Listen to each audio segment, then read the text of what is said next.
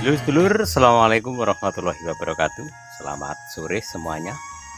Suasana sore hari, dulur ya, di kampung halaman. Pak D mau aktivitas ngeramban lur ya di edisi hari Senin di penghujung di bulan April tahun 2025 ya. Nggak terasa, dulur ya, sudah di penghujung bulan April. Semoga Anda tetap selalu sehat, juga banyak rezeki, dimudahkan segala urusannya ya. Nah, melanjutkan video sebelumnya, kemarin Pak D sempat membudidaya porang ya, panen porang. Sekarang porangnya sudah selesai ya, tinggal berapa itu, ada 20 kiloan ya di Ningkebo lur ya. Burung didol piro sekilo. Informasinya porang itu 9.000 lebih sedikit ya. Itu harga pasar, tapi kalau di kampung ya mungkin 10.500. Pokoknya selisih lur ya. Wis raketang 1.500 wi pedagang ki yang golek bati barang ceritane ngaten. Suasana sore hari di hari Senin tanggal 28 di bulan April, ceritane ngeramban. Yuk ikuti terus konten ini sampai selesai.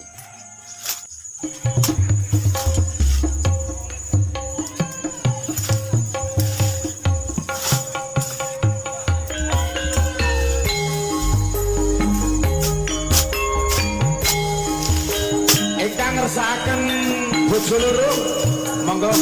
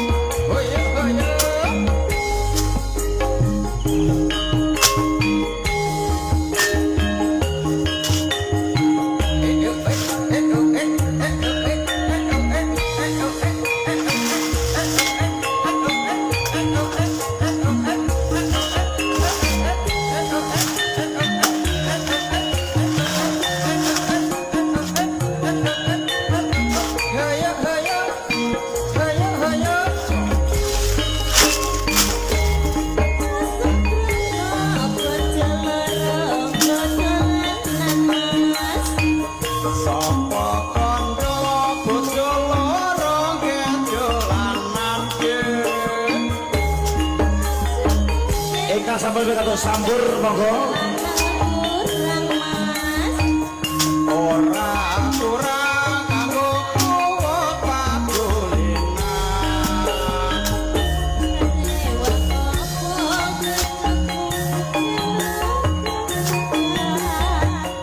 Ora tekan kowe tak golek orewan.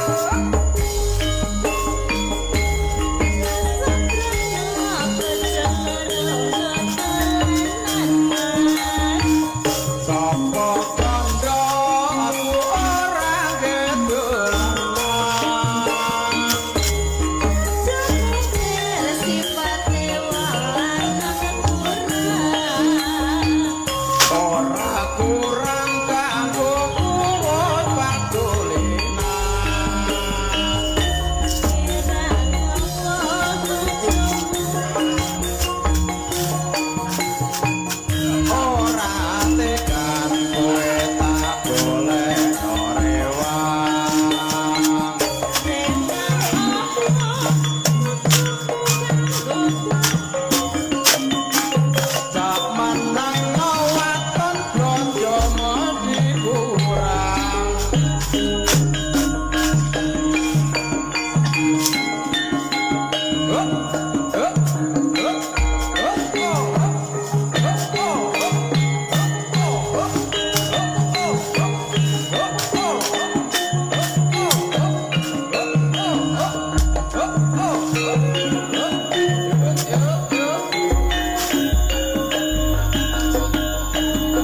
Rujukan Banyuwangi yo.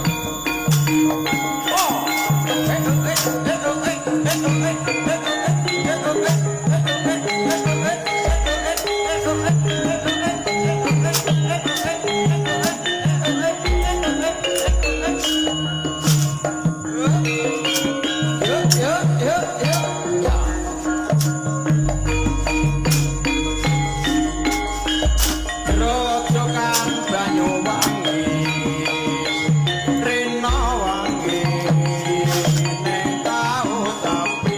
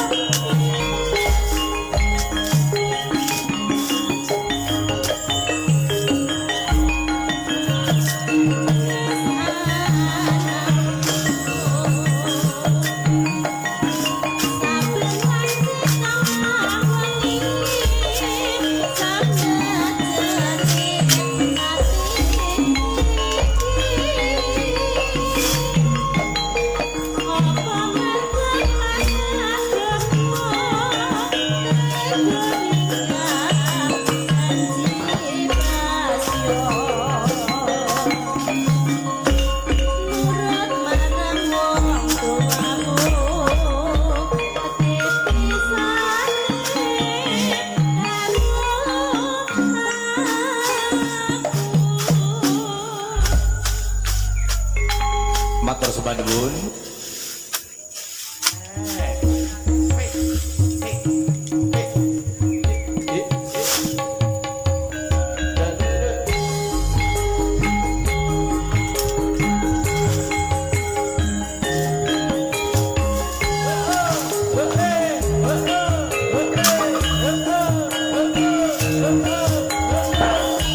Asik-asik Mbah Karno.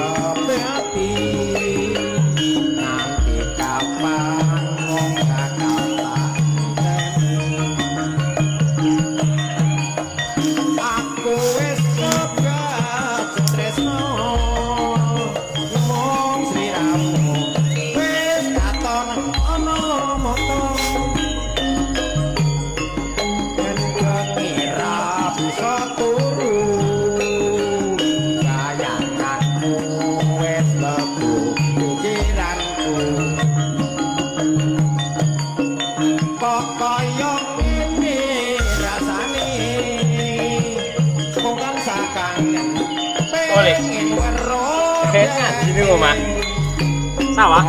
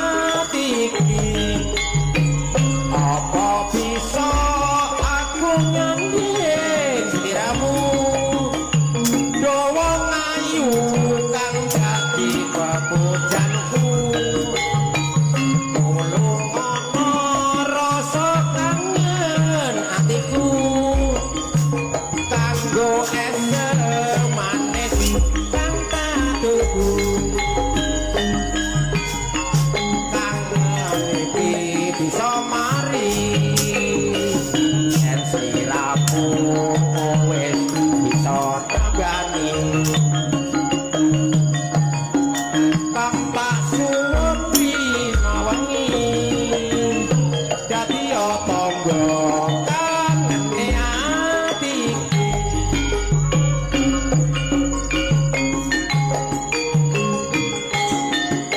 monggo ingkang nyuwun milih bojone kancane lho cilik aja kaya jenengane lho cilik ya lak ora milih ame bener karo karepmu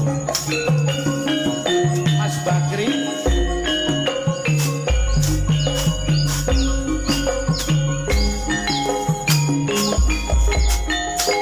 oh alah monggo Mas ora apa-apa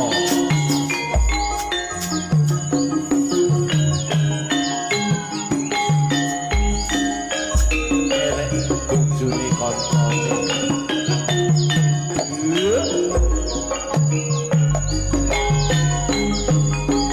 yen eling nalika semono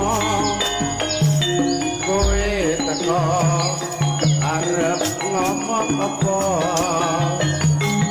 ning isor lapune kajo jebul kowe kok wis duwe bojo kok anggap apa awak iki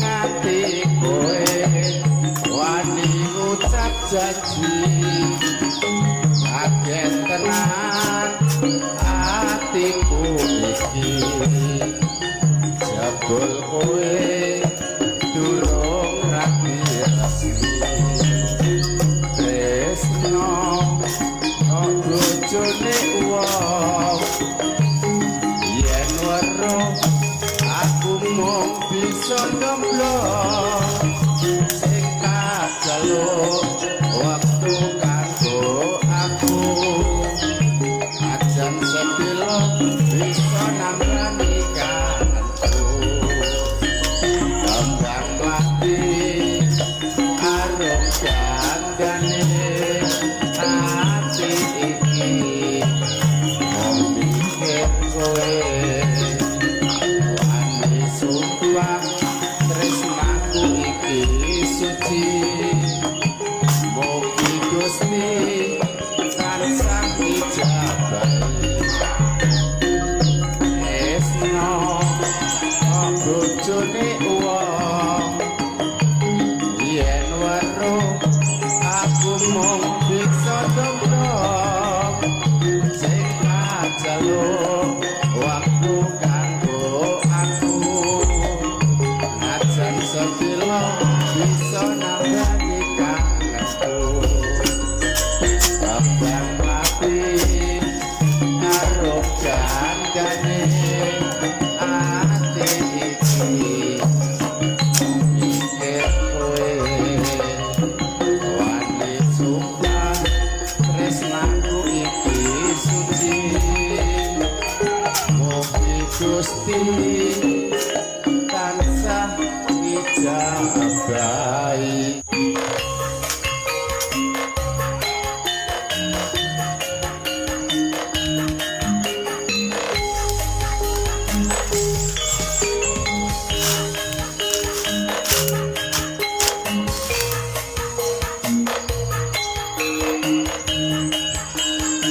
monggo ingkang pikantuk syukur kula aturi sengkar saking swasana pangda dipun rantos mbak-mbake monggo Bapak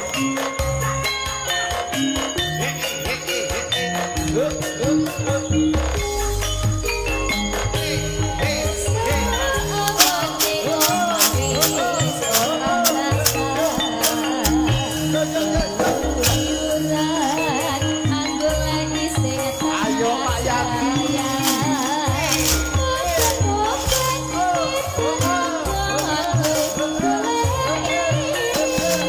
Ora kroso esuk awan kanthi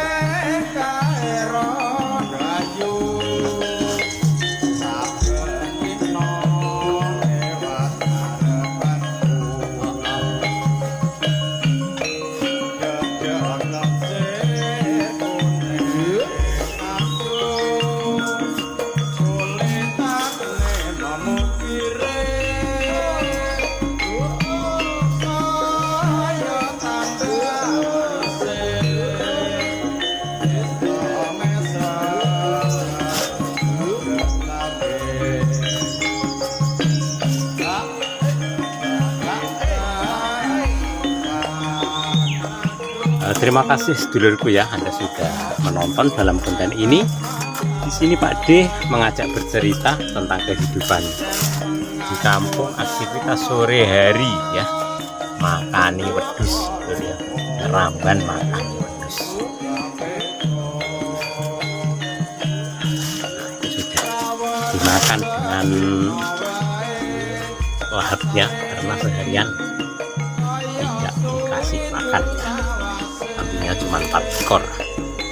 Ceritanya ngaten nggih.